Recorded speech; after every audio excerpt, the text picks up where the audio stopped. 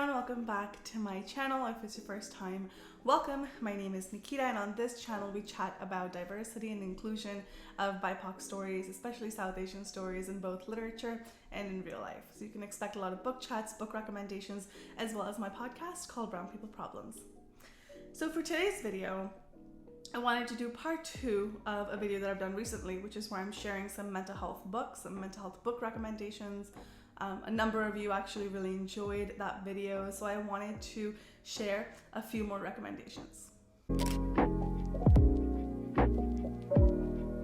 If you haven't, go watch that video. It'll be linked up here for you, just so you can see what are some of the books that I shared last time. Of course, this goes without saying, but please know that none of these books are a replacement for actual therapy, nor am I offering any type of individualized therapeutic advice. These are just some books. If you're interested in reading more about mental health, then these are some not so common recommendations that I'm going to share with you today. All right, first up, we have The Psychology of Money by Morgan Housel. I read this a couple of years ago. I have the audiobook version of this as well. This is a really great book. It's a quick read and it's not dense or jargony. But if you're curious about what informs our relationship with money, what is the psychology behind it, then this is actually a really great place to start. The whole premise of this book is that essentially, doing well with money is not necessarily about what you know. It's about what you've learned about money and wealth and what informs your values around it.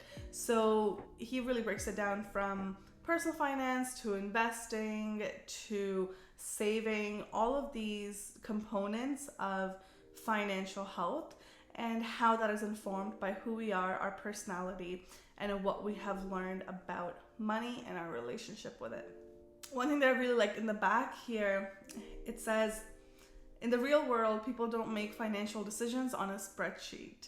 We make them at the dinner table or in a meeting room where personal history, your own unique view of the world, ego, pride, marketing, and odd incentives are scrambled together. And I thought that was very, very accurate. Again, a great place to start. I don't know if this is an exhaustive kind of explanation or information when it comes to psychology of money, but this is an actually incredible start. The next book that I have that you probably haven't heard of before is No Bad Parts by Richard Schwartz. Now, Richard Schwartz is a therapist in the United States, I believe, and he has developed his own model of therapy, which is called the Internal Family Systems, or IFS.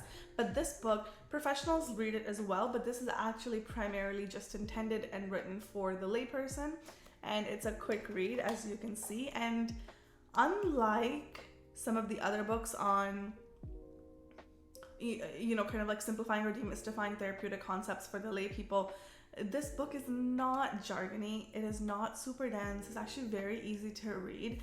I have an ebook version of this on my iPad, so I don't have this annotated, but this is a really great book. So the whole premise of his type of therapy is that we all have these different parts inside of us, in our personality. So we're not talking about split personality, but we're talking about these ideas that we all have this inner child who's perhaps wounded, or we all have this inner manager or this inner coach that is constantly wanting to critique us and wanting us to do better and better and better. So we have an external family system, we also have an internal family system with all of these different parts. And in order for good mental well-being, it's essential to have harmony with all these parts. So that's essentially what it is. And this is a really lovely book because it kind of takes you through what it looks like to get to know all of these different parts of you, especially the ones that maybe you aren't aware of. He's got some transcripts from his own sessions in here, as well as some exercises to help you reflect and help you engage. This is actually quite a good book. I really appreciated the exercises around it because it doesn't just it doesn't just explain the problem and then, gives you a simple solution. There are some things to think about as you read this book. All right, the next book I have is What Happened to You by Dr. Bruce Perry and Oprah Winfrey. They wrote it together. And I had the audiobook version actually of this. I don't know what if the physical like feels exactly the same way, but the audiobook is literally just a conversation between Dr. Perry and Oprah. So if you watched my last video about this topic, you will know who Dr. Perry is. Dr. Bruce Perry is a pioneer. He's a child psychiatrist, a pioneer in how childhood trauma shapes the brain.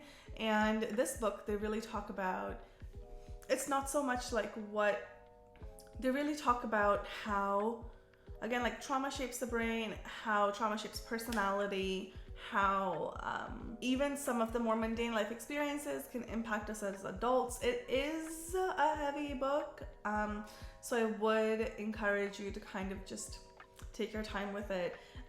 It can be a bit triggering, but they've also got like a lot of great like visuals, a lot of great like diagrams to explain some like interesting concepts. There's a lot of neuroscience in it as well. So if you're looking for just like a deeper understanding of what happens on like a biological level or on a neuroscience level, there's actually a really great book to pick up, because it talks about how like trauma shapes the brain and how that manifests as adults.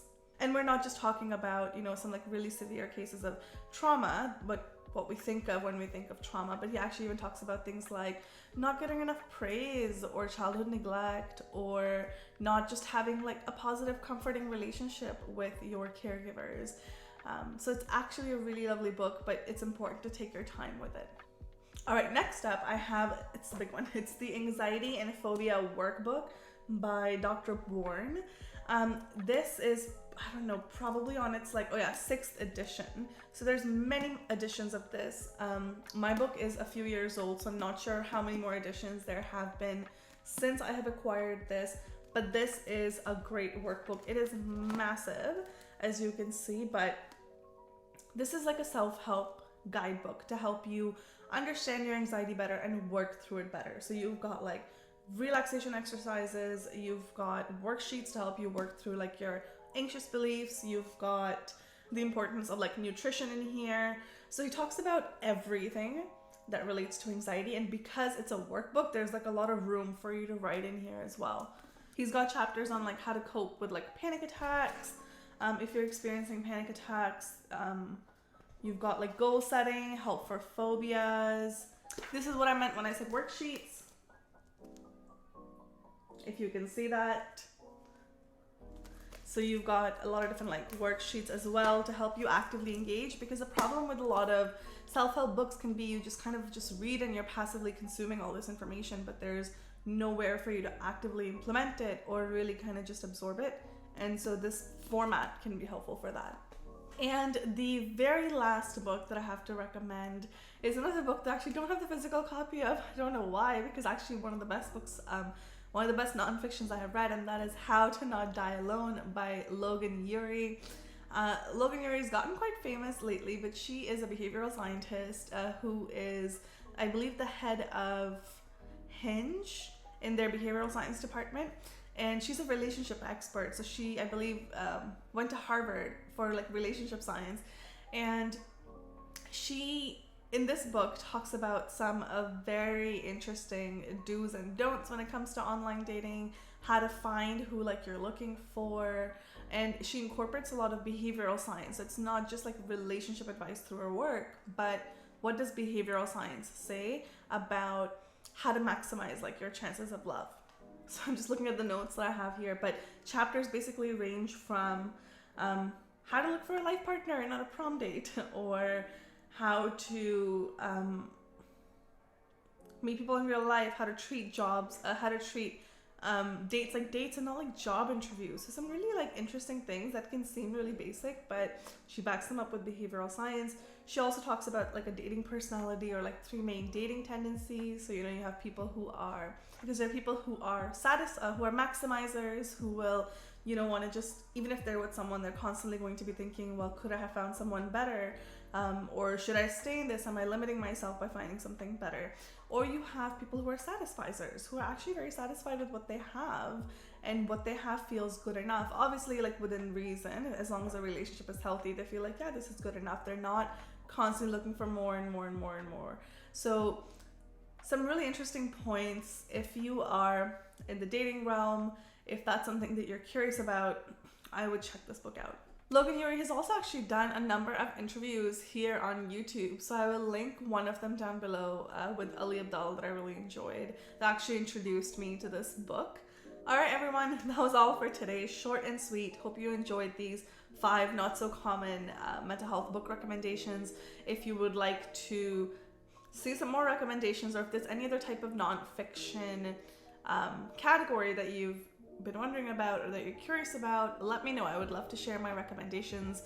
I usually talk a lot about diverse fiction on here, so this is a little bit different, but it's just as important to talk about beneficial nonfiction.